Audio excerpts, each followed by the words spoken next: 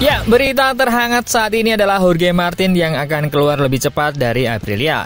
Jika kemarin-kemarin media-media Eropa, baik di Spanyol, Prancis maupun Italia, mengatakan bahwa Martin opsi terbaiknya adalah Honda, kini berita itu semakin dalam karena keterkaitan track record Martin yang juga pernah meninggalkan KTM. So, itu bukan hal yang pertama bagi Martin mengalami seperti ini. Dan juga mengenai kursi Martin yang digambarkan akan kosong, nama-nama bermunculan. Meski opsi terbaik adalah Ai Ogura. Namun, dari Zarco hingga Luca Marini masuk radar dalam kadar kursi Aprilia. Asli, makin seru nih. Dan tak hanya soal Martin, berita dari sisi Ducati mengatakan bahwa sebenarnya jika Pecco terus mengeluh soal GP25, ada motor GP24 juga yang sudah dipersiapkan. Tetapi Pecco sendiri yang juga tak memilihnya. Waduh, apakah memang Pecco yang sedang dalam keadaan sulit? Dan juga KTM yang setelah melihat potensinya merombak misi mereka. Bagaimana lengkapnya berita kali ini? Kita bahas.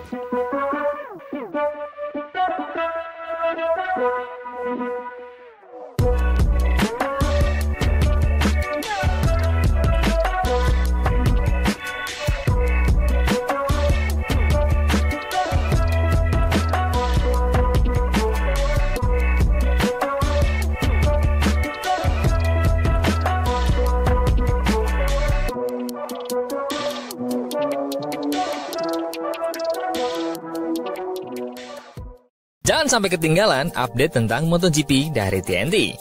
Dengan cara ketik hashtag MotoGP di kolom pencarian agar kamu bisa mendapatkan pilihan berita menarik yang kamu cari.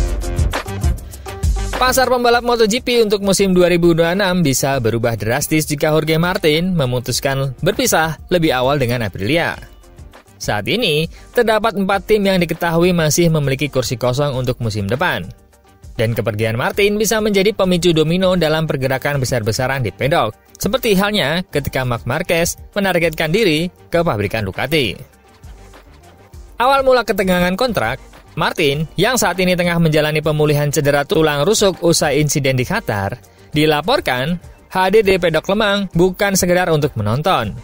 Kunjungan itu dikabarkan dilakukan demi menggelar pertemuan penting dengan Aprilia terkait klausul dalam kontraknya. Klausul tersebut memungkinkan dirinya hengkang lebih awal dari kesepakatan 2 tahun jika dia tak berada di peringkat atas klasemen hingga menjelang Grand Prix Prancis. Namun yang menjadi sorotan, meski Martin hanya tampil di Qatar musim ini, finish ke-16 di sprint sebelum mundur dari balapan utama karena cedera, klausul tersebut tetap dianggap aktif. Hal ini menimbulkan kejutan, karena banyak pihak menganggap bahwa absennya Martin semestinya otomatis membatalkan pemicu klausul tersebut. Kabarnya, Martin telah meminta Aprilia untuk memperpanjang masa evaluasi performa dalam klausul itu menjadi 6 balapan tambahan. Tetapi, permintaan tersebut tampaknya tak mendapat sambutan hangat dari tim, yang justru membuat hubungan mereka berada di ujung tanduk. Statement ini tentu berkebalikan dengan kabar sebelumnya bahwa Aprilia lah yang sebenarnya tetap mau mempertahankan Martin, tapi Martin mencoba untuk opsi keluar. Jika cerai dengan Aprilia terjadi, kemana Martin akan pergi? Jika negosiasi tidak menemui titik temu dan Martin benar-benar berpisah dengan Aprilia di akhir musim 2025, maka perburuan kursi untuk musim 2026 akan semakin memanas. Inilah 4 tim yang diketahui memiliki kursi kosong yang bisa menjadi tujuan Martin. 1. Honda HRC, satu-satunya tim pabrikan yang masih mencari pembalap. Keinginan Martin untuk mendapatkan kursi pabrikan setelah bertahun-tahun membela tim satelit Pramac sempat membawanya ke Aprilia, terutama setelah Ducati memilih Marc Marquez sebagai rekan tim Pecco Bagnaia pada 2026. Jika dia masih memprioritaskan posisi tim pabrikan, maka satu-satunya opsi yang tersisa adalah Honda HRC. Tim ini belum mengisi satu slot pembalap untuk musim 2026 yang sejauh ini diisi oleh Joan Mir. Menariknya, sahabat Martin, Alex Espargaro, kini berperan sebagai pembalap penguji Honda, yang bisa menjadi faktor pendorong untuk membuat Martin mempertimbangkan tim Jepang tersebut. Namun, peluang ini tidak datang tanpa persaingan. Joan Zarco, pemenang GP Prancis bersama tim satelit LCR Honda, dikabarkan tengah menjalin pembicaraan serius untuk naik ke tim utama HRC. Luca Marini juga sedang bernegosiasi untuk memperpanjang kontraknya.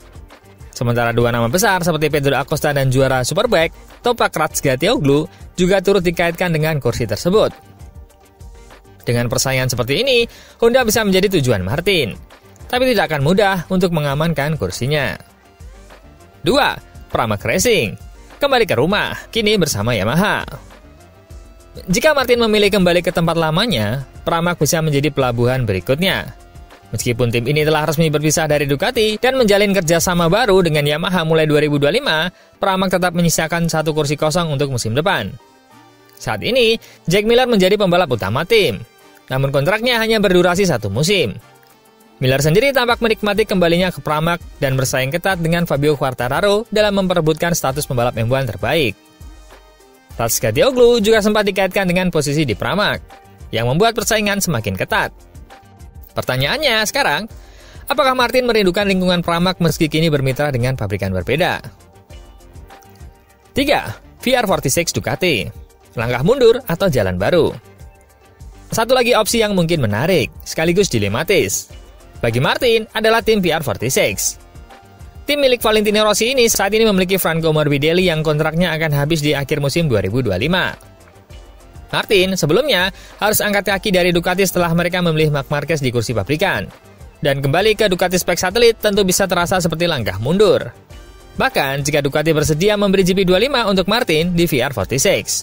Situasinya tetap mengingatkan pada masa-masa saat dia membela Pramac. Namun, tak menutup kemungkinan Martin mempertimbangkan VR46, mengingat rekam jejak impresif Desmos Edisi yang membantunya memenangkan 8 balapan MotoGP dan meraih 32 podium, termasuk gelar juara pembalap independen pada 2024. Selain Martin, nama-nama seperti Morbidelli dan Pedro Acosta juga dikabarkan sedang masuk radar VR46. 4. LCR Honda. Kursi satelit dengan dukungan pabrikan opsi lain bagi Martin adalah tim LCR Honda, yang meskipun status tim satelit, akan mendapat dukungan penuh dari pabrikan pada musim 2026. Zarco, yang saat ini memperkuat tim ini dan baru menang di Lemang, tengah bernegosiasi untuk pindah ke tim utama HRC. Jika dia naik, maka terbuka satu tempat di LCR. Sementara itu, Somkya Chandra, rekan tim Zarco, memiliki opsi untuk bertahan hingga 2026, namun belum ada konfirmasi final.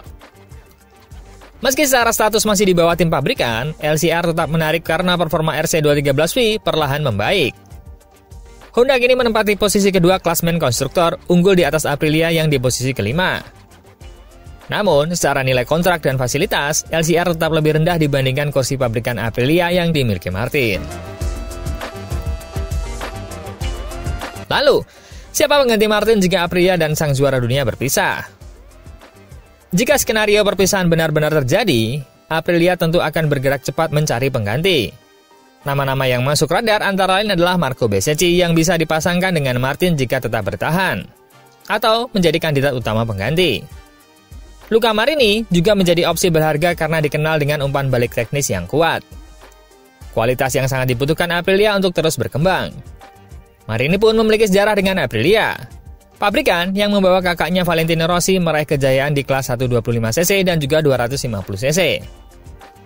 Ada pula Franco Morbidelli, pembalap lokal berpengalaman dan meraih podium di musim 2025, serta Jack Miller yang punya pengalaman membela tim pabrikan Ducati, KTM dan kini Yamaha. Pengalaman dan adaptasinya bisa jadi nilai lebih. Zarco, meski menyatakan loyal dengan Honda, bisa saja tergoda jika tak kunjung mendapatkan tempat di HRC. Jika Aprilia memilih mempromosikan pembalap dari dalam, maka Ogura dari Trackhouse menjadi kandidat kuat. Ogura yang tampil menjanjikan di musim debutnya bisa jadi jawaban jangka panjang Aprilia. Itu hal yang pasti, masa depan Jorge Martin tengah berada di persimpangan yang penting. Jika berpisah dengan Aprilia benar-benar terjadi, bukan hanya karirnya yang akan berubah arah, tetapi juga akan memicu efek domino yang berpengaruh besar pada peta kekuatan MotoGP 2026.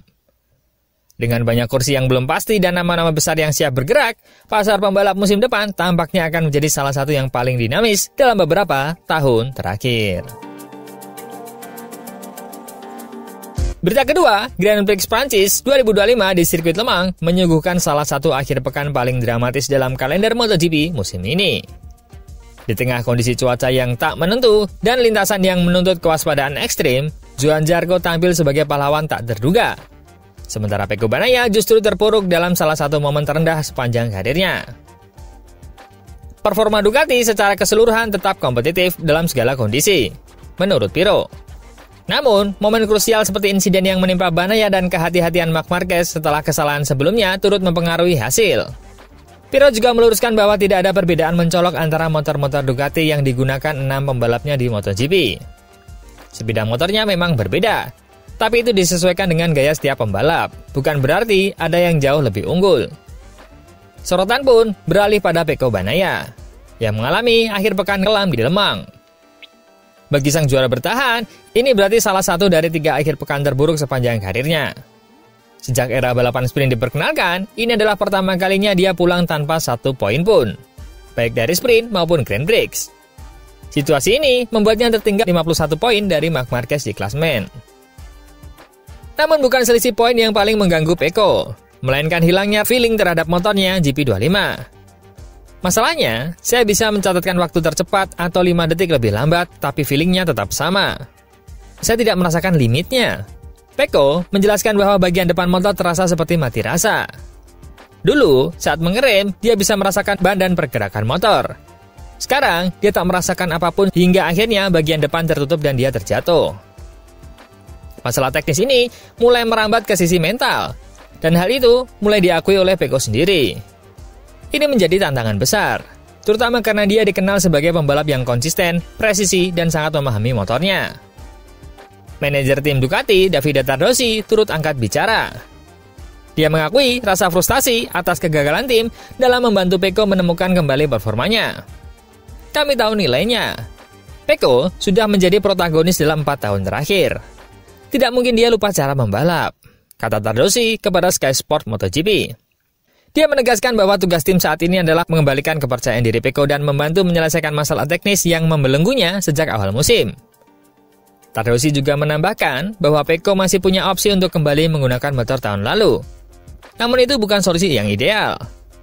Dalam beberapa pengujian, perbedaan performanya tidak terlalu signifikan. Fokus utama tetap mencari solusi di dalam motor GP25 yang dia gunakan sekarang. Optimisme tetap dijaga oleh tim Ducati. Para insinyur dikabarkan tengah bekerja keras memikirkan inovasi baru yang dapat diimplementasikan mulai dari seri berikutnya di Silverstone. Saya tahu saya sudah mengatakan hal ini sejak balapan pertama, tapi saya tetap yakin. Pecco punya nilai absolut untuk bersaing meraih kemenangan, bahkan melawan Marc Marquez, tegas Tardozzi. Dia juga menekankan pentingnya dukungan psikologis dari tim terhadap Pecco. Karena tekanan di MotoGP tidak hanya soal teknis, tapi juga mental. Michel Pirro menutup komentarnya dengan menyentuh isu GP25. Dia menambahkan bahwa masalahnya terletak pada motornya sendiri. Kalau dia mau, dia bisa kembali ke motor tahun lalu. Tapi kami semua sepakat, bukan itu solusinya. Masalahnya lebih kompleks dan perlu pendekatan lebih menyeluruh. Apa iya? Benar-benar Pecco boleh ganti ke GP24? Atau memang direkomendasikan ke GP25? Atau memang Pecco yang tak mau memakai GP24 karena masih penasaran dengan GP25? Berita ketiga, ada Maverick Viñales yang yakin kemenangan perdana bersama KTM tinggal menunggu waktu. Maverick Viñales terus menunjukkan progres meyakinkan di musim perdananya bersama KTM. Meski awalnya menghadapi tantangan berat, pembalap asal Spanyol itu kini semakin dekat untuk meraih kemenangan bersejarah dengan motor RC16 milik tim Red Bull Tech 3. Dalam 6 seri pertamanya bersama pabrikan Austria, Viñales secara konsisten memperlihatkan performa yang kian matang dan menurutnya, kemenangan tinggal menunggu waktu. Awal musim 2025 bukanlah fase yang mudah bagi Viñales. 3 seri pertama berjalan sulit dan penuh adaptasi. Namun, sejak penampilan yang memukau di MotoGP Qatar, di mana dia sempat memimpin balapan dan finish di posisi kedua sebelum terkena penalti akibat tekanan ban di bawah ambang batas, ekspektasi terhadapnya semakin meningkat. Kondisi yang beragam dan menantang di Lemang tidak menghalangi Viñales untuk tampil solid. Dia merasa puas dengan hasil yang diraihnya di balapan flag to flag tersebut. Bahkan menyebutnya sebagai salah satu performa terbaik dalam balapan dengan kondisi lintasan berubah-ubah dalam beberapa waktu terakhir. Kami masih berada di jalur yang benar, ungkap Viñales kepada Motorsport. Ini adalah hasil terbaik saya dalam balapan flag to flag dalam waktu yang cukup lama. Balapannya sangat sulit dan mudah sekali untuk membuat kesalahan. Tapi saya merasa kami tampil solid dan konsisten di atas motor. Viñales menjelaskan bahwa dia merasa sangat percaya diri pada awal balapan, terutama saat menggunakan ban depan soft dan ban belakang slick. Kombinasi tersebut memberinya kendali optimal untuk menyerang. Bahkan, dia berhasil naik posisi keempat dalam 2 lap awal, dan memiliki potensi untuk ikut bertarung di posisi depan. Namun, saat lintasan mulai basah, situasi berubah. Vinales mengeluhkan kurangnya traksi di lintasan lurus, membuat motornya terasa meluncur tanpa daya dorong. Hal itu membuatnya tak bisa menjaga jarak dengan pembalap lain termasuk Fermin Aldeguer yang sempat melewatinya. Saat basah, feelingnya sebenarnya bagus. Tapi kami belum tahu kenapa motor kehilangan tenaga di lintasan lurus. Saya seperti meluncur tanpa bisa mempercepat. Begitu Aldeguer melewati saya mengerti bahwa masalahnya adalah pada traksi, terutama karena ban yang sudah mulai lecet. Dalam balapan itu, Vinales memilih ban belakang medium. Beberapa dengan sebagian besar pembalap pabrikan memilih kompon lunak. Keputusan tersebut rupanya berdampak besar pada performa motor. Saya tidak bilang itu ban yang buruk, tapi dalam keseluruhan karir saya di MotoGP saat balapan basah, saya belum pernah merasakan motor tergelincir seperti ini di lintasan lurus. Kami perlu analisis lebih lanjut mengapa hal ini bisa terjadi. Menariknya, masalah serupa juga muncul saat awal Grand Prix Amerika di Austin, di mana Vinales kembali mengalami kesulitan. Namun, pengalaman tersebut justru membuatnya tampil tenang dan dewasa dalam menghadapi situasi serupa di Le Mans. Situasi cuaca yang berubah-ubah selalu menghadirkan tekanan tersendiri. Kalau lintasan basah dan perlahan mengering, biasanya tidak terlalu menegangkan karena kita tahu akan ada titik untuk mengganti motor. Tapi kalau dari kering tiba-tiba hujan, keputusan menjadi lebih rumit. Apakah masuk pit atau tetap di lintasan? Ini dilema yang sangat menegangkan. Namun, begitu lampu start menyala, Vinales mengatakan bahwa semua ketegangan itu hilang. Dia hanya fokus untuk mengalir dalam balapan dan membuat keputusan terbaik sesuai situasi di lintasan. Pendekatan yang lebih terang ini tampaknya menjadi salah satu kunci konsistensi performanya dalam beberapa balapan terakhir. Musim ini, perlahan-lahan membentuk sebuah narasi positif untuk Vinales dan KTM. Dia merasa proses pembelajaran dengan LC16 terus berkembang. Dia mulai memahami karakteristik motor secara lebih dalam, termasuk strategi elektronik dan pengaturan engine brake di kondisi basah. Semua itu membuatnya optimis menghadapi seri-seri berikutnya. Saya merasa kami telah belajar banyak dari balapan Le Mans, khususnya tentang bagaimana mengendalikan motor dalam kondisi basah dan di lintasan yang licin. Kami mencatatkan banyak lap dan memahami apa yang kami butuhkan untuk menjadi lebih efisien di lintasan basah. Kami sudah melakukan pekerjaan dengan baik, tapi kami masih ada ruang untuk perbaikan. Satu hal yang masih perlu ditingkatkan menurut Vinales adalah kemampuan dalam satu lap. Dia merasa masih perlu beradaptasi lebih lanjut untuk bisa memaksimalkan performa LC16 dalam sesi kualifikasi. Namun, secara keseluruhan, dia merasa progresnya sudah berada di jalur yang sangat positif. Saya masih butuh waktu, terutama di satu lap cepat. Saya perlu memahami lebih banyak soal motor ini. Tapi, saya merasa kami sudah sangat dekat. Sangat dekat untuk bisa meraihnya, kata Vinales penuh dengan keyakinan. Jika Vinales berhasil menang bersama KTM, dia akan mencetak sejarah sebagai pembalap pertama yang mampu meraih kemenangan di atas kelas utama MotoGP dengan 4 pabrikan berbeda, Suzuki, Yamaha, Aprilia, dan KTM. Vinales mengatakan, ya, itu akan menjadi sesuatu yang besar. Tapi kami harus terus percaya dan persisten. Saya tahu, saat ini kami sedang berada dalam momen penting. Dan saya sangat percaya kemenangan itu akan datang. Dengan tekad yang kuat, performa yang terus membaik, dan kerjasama erat dengan tim Tech 3 KTM, bukan tidak mungkin Maverick Vinales akan segera mencatatkan namanya dalam sejarah MotoGP sekali lagi.